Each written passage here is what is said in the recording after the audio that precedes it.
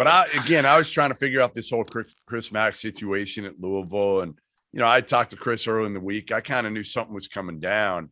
And I've known Chris for a long time and know him well. And all signs were pointing to this. You could just tell he was kind of checked out on the team. The team was kind of checked out on him. And it was probably the best move in hindsight. I know a lot of people are going to be like, well, he quit, kind of like Mark Turgeon did. He quit on his team in the middle of the year.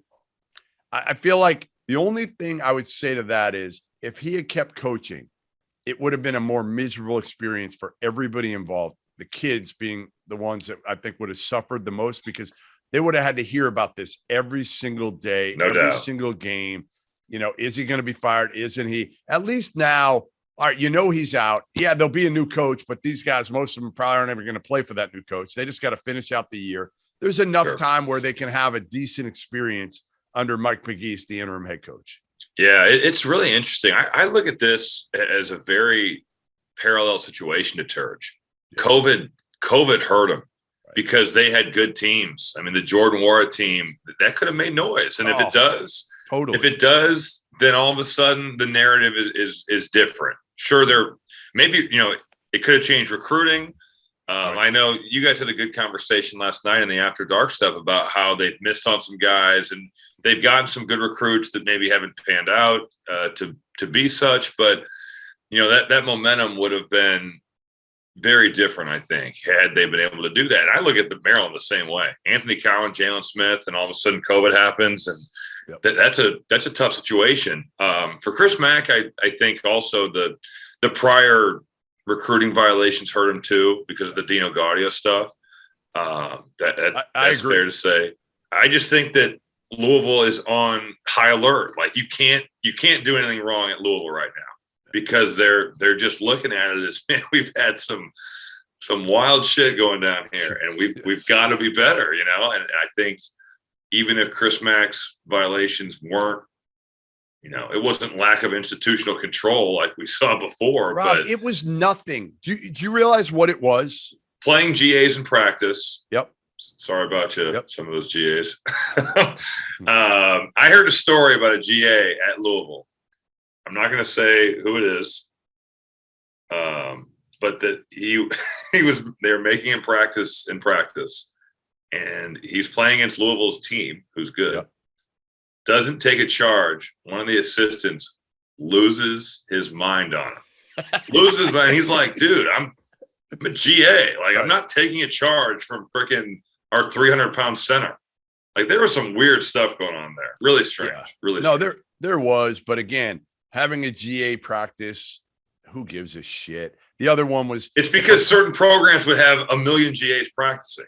I get why the rule is there, but it is like stupid. It's a dumb. Who cares? Whoever you have, let them jump in practice. It doesn't matter who it is. And then they personalized recruiting videos. Like, who gives a shit? That's like, putting cream cheese on the bagel wasn't allowed years ago.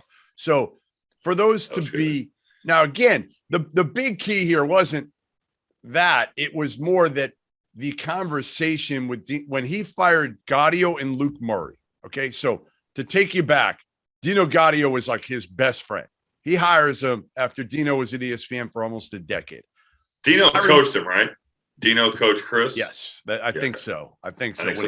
When he was in college or with Skip. So he hires him. I don't think it's a good hire from the get-go.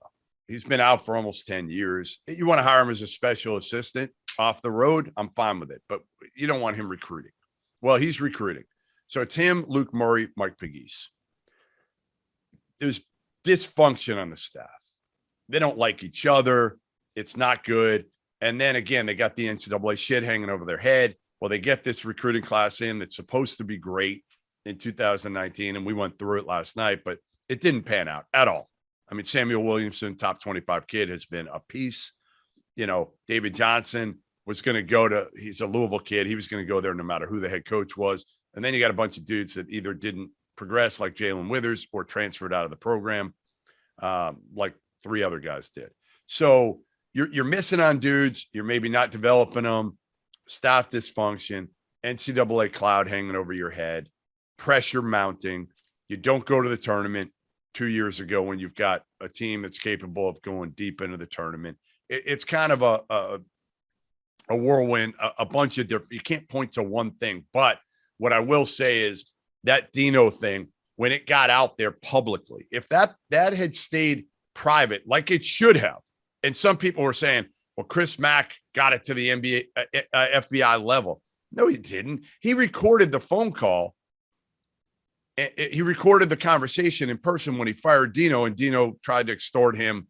And I use that term loosely. Like, Dino was pissed off. He was just trying to get money at that point. He was just trying to say, like, screw you. I'm going to turn you in unless you give me my salary for next year.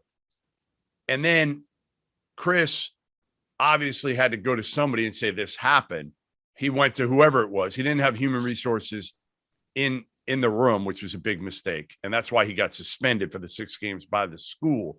But he reported it, and that person brought it higher up the chain, and it eventually got to the FBI. Chris Mack and Dino Gaudio, never in a million years, neither one of them wanted it to get to the FBI level. And when it did, that's when it became a shit show, a complete joke, something that, again, the Louisville program has gone through for years with the strippers in the dorms, with the extortion by Katrina Powell to Patino. So it's just like one thing after the other, a black mark upon a black mark for this program.